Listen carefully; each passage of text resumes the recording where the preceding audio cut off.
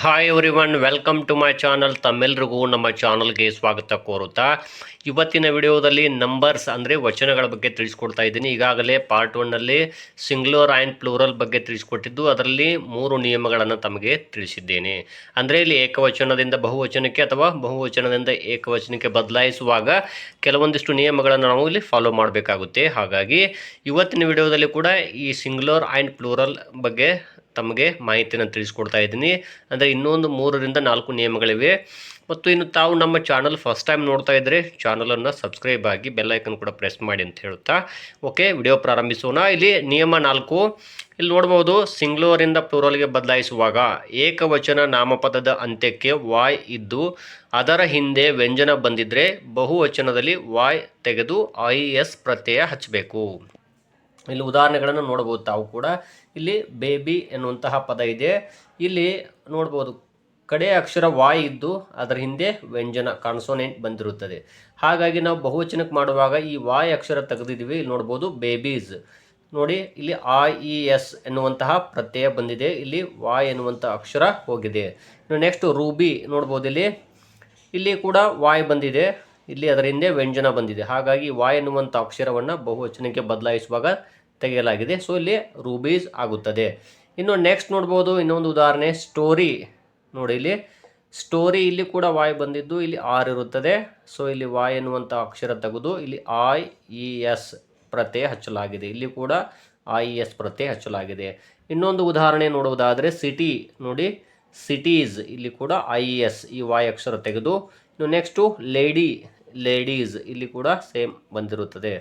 ಇದು ಈ ನಿಯಮವನ್ನು ತಾವು ಫಾಲೋ ಮಾಡಬೇಕಾಗುತ್ತೆ. ಇನ್ನೊಂದು ನಿಯಮದ ಬಗ್ಗೆ ತಿಳಿಸುವುದಾದರೆ ಇಲ್ಲಿ ನೋಡ್ಬೋದು ನಿಯಮ 5. ಏಕವಚನ ನಾಮಪದದ ಅಂತ್ಯಕ್ಕೆ F ಅಥವಾ FE ಬಂದಿದ್ದರೆ ಅದನ್ನು ಬಹುವಚನಕ್ಕೆ ಬದಲಾಯಿಸುವಾಗ ಈ ಅಕ್ಷರಗಳ ಜಾಗದಲ್ಲಿ, ಅಂದರೆ ಇಲ್ಲಿ ನೋಡ್ಬೋದು ಈ F ಇದೆಯಲ್ಲ, F ಅಥವಾ FE ಜಾಗದಲ್ಲಿ ಆ ಅಕ್ಷರಗಳನ್ನು ತೆಗೆದು VES ಎನ್ನುವಂತಹ ಒಂದು ಪ್ರತ್ಯಯವನ್ನು ಹಚ್ಚಬೇಕಾಗುತ್ತೆ. ಇನ್ನು ಉದಾಹರಣೆಗಳನ್ನು ನೋಡುವುದಾದರೆ ನೋಡ್ಬೋದು ವೈಫ್. ಇಲ್ಲಿ ನೋಡ್ಬೋದು FE ಎನ್ನುವಂತಹ 2 ಅಕ್ಷರ ಬಂದಿವೆಯಲ್ಲ, ಇದು ಬಹುವಚನಕ್ಕೆ ಬದಲಾಯಿಸುವಾಗ ಆ ಅಕ್ಷರಗಳನ್ನು ತೆಗೆದು VES ಹಚ್ಚಬೇಕಾಗುತ್ತೆ, ವೈವ್ಸ್.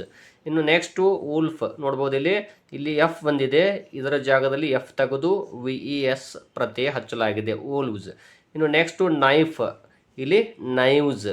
ಅದೇ ರೀತಿಯಾಗಿ ಲೀಫ್, ಇಲ್ಲಿ F ಬಂದಿದೆ, ಇಲ್ಲಿ ಲೀವ್ಸ್. ಇನ್ನು ನೆಕ್ಸ್ಟು ಲೈವ್ಸ್. ಅದೇ ರೀತಿಯಾಗಿ ಇಲ್ಲಿ ಕಾಲ್ಫ್ ಕಾಲ್ವ್ಸ್. ಇನ್ನು ನೆಕ್ಸ್ಟ್ ಇಲ್ಲಿ ಥೀವ್ಸ್.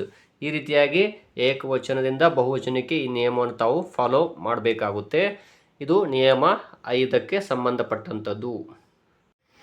ಇನ್ನು ನಿಯಮ 6 ನೋಡ್ಬೋದು. ಇಲ್ಲಿ ಕೆಲವು ನಾಮಪದಗಳ ಅಂತ್ಯಕ್ಕೆ EN ಅಥವಾ REN NE ಪ್ರತ್ಯಯ ಬಂದಿರ್ತವೆ, ಅಂದರೆ ಬಹುವಚನದಲ್ಲಿ. ಇವುಗಳಿಗೆ ಇರ್ರೆಗ್ಯುಲರ್ ನೌನ್ಸ್ ಅಂತ ಹೇಳ್ತಾರೆ.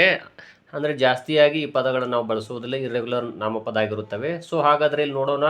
ಇಲ್ಲಿ ಮೊದಲನೇದಾಗಿ ಏಕವಚನ ಬಹುವಚನದಲ್ಲಿ ನೋಡ್ಬೋದು ಆಕ್ಸ್, ಇಲ್ಲಿ ಆಕ್ಸಸ್ ಆಗೋದಿಲ್ಲ, ಆಕ್ಸನ್. ಇದು ಚೈಲ್ಡ್ಸ್ ಆಗೋದಿಲ್ಲ, ಚಿಲ್ಡ್ರನ್. ಟೀತ್ ಆಗುತ್ತೆ, goose geese. Man men, women. ಈ ರೀತಿಯಾಗಿ ಇವು ಏಕವಚನದಿಂದ ಇದು ಬಹುವಚನಕ್ಕೆ ಪರಿವರ್ತನೆ ಆಗುತ್ತದೆ. ಇಲ್ಲಿ ನೋಡ್ಬೋದು ಇಲ್ಲಿ ಗೂಸ್ ಎನ್ನುವಂಥ ಪದ ಇದೆಯಲ್ಲ, ಇಲ್ಲಿ 2 ಸ್ವರಗಳು ಬಂದಿವೆ. ಇಲ್ಲಿ ಅದರ ಜಾಗದಲ್ಲಿ 2 E, ಅಂದರೆ ಇವು ಕೂಡ ಸ್ವರಗಳು ಬಂದಿರುತ್ತವೆ. ಇಲ್ಲಿ ನೋಡ್ಬೋದು ಟೂತ್ ಎನ್ನುವಂತಹ ಪದದಲ್ಲಿ 2 ಸ್ವರಗಳು ವೊವೆಲ್ಸ್ ಬಂದಿರ್ತವೆ. ಅದರ ಜಾಗದಲ್ಲಿ ಇಲ್ಲಿ ಕೂಡ 2 ವೊವೆಲ್ಸ್ ಬಂದಿವೆ. ಇಲ್ಲಿ ಮ್ಯಾನ್ ಮೆನ್, ವುಮೆನ್. ಈ ರೀತಿಯಾಗಿ ಇವು ಏಕವಚನದಿಂದ ಇದು ಏನಪ್ಪ ಬಹುವಚನಕ್ಕೆ ಬದಲಾಯಿಸಬೇಕಾಗುತ್ತದೆ.